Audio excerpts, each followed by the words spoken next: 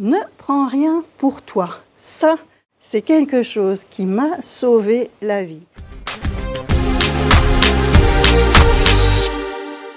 Je vous ai déjà expliqué que j'étais née dans une famille où tout était de ma faute. C'était quasi, s'il pleuvait dehors, c'était de ma faute. Ma mère étant alcoolique trouvait que je valais rien, que je servais à rien, que j'étais nulle, hein, d'accord? Et donc, je pensais que tout ce qui arrivait était de ma faute. Bah, c'était un petit peu ce qu'on m'avait dit, donc évidemment, si votre mère vous dit ça, c'est que c'est la réalité, bien entendu, c'est bien ce que votre inconscient pense à un moment donné. Et donc, un jour est arrivé sur mon chemin les 4 accords Toltec. Et dans ces 4 accords Toltec, il y a un accord que l'on fait avec soi-même qui est « ne prends rien pour toi ». Ça a été une révélation parce que quand, par exemple, quelqu'un était fâché sur moi, je pensais que c'était de ma faute, que j'avais fait quelque chose de mal.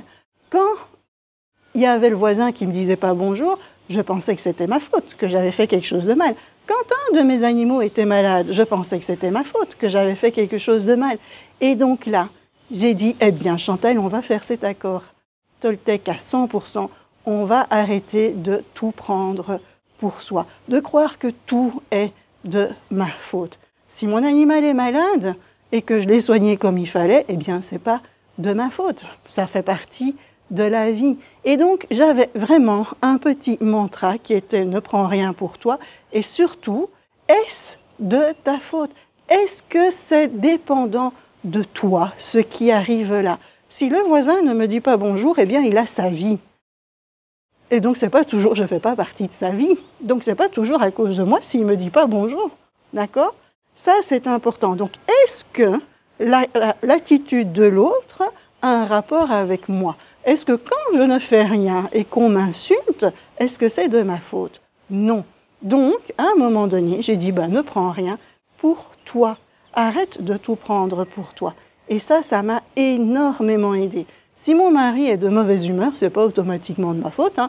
Il a aussi sa vie. Et donc j'ai compris que chacun avait sa vie, chacun avait son chemin, chacun vivait des choses et que tout ne dépendait pas de moi. Alors c'était pas me prendre pour être tellement importante que je changeais les choses. Non, non, non. C'était surtout me dévaloriser et me dire tout est de ma faute. Vous voyez la différence, hein.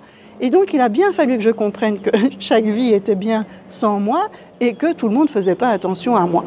Et donc parfois quand on fait attention à moi, je me dis oh, tiens, qu'est-ce qui se passe? Pourquoi est-ce qu'on me dit que je suis comme ceci ou comme je suis cela? Et puis je dis de toute façon, ça ne regarde que les gens d'imaginer des choses sur moi, ça ne me regarde pas. Et donc ça m'a énormément aidée de savoir, tiens, quelle est mon implication dans les réactions des autres. Si j'ai rien fait, si j'ai été polie, ce que je suis majoritairement du temps, si j'ai fait ce qui me semblait le mieux, eh bien, c'est à l'autre de réagir comme il l'entend et ce n'est pas toujours dépendant de moi, c'est souvent dépendant de l'émotionnel de l'autre. Ça, c'est Chico qui vient m'embêter. Donc, faites bien attention à ça. Faites bien attention à tout ce que vous pouvez imaginer que l'autre pense de vous. Quelque part, on s'en moque. Vivez tout simplement. Les réactions des autres ne dépendent que de leur émotionnel, que de leur vie, que de leur choix, en fait. Et si on fait réagir parce qu'on vient faire résonner quelque chose en eux, c'est leur problème et ce n'est pas le nôtre. Chico, donc voilà, vous voyez ce que je veux dire? Moi, ça m'a énormément aidé de me rendre compte. Chacun sa vie, chacun son chemin et les réactions de tout un chacun dépendent de l'émotionnel de tout un chacun et de la vie de tout un chacun. Gardez bien ça en tête, ça peut énormément vous aider comme ça m'a aidé.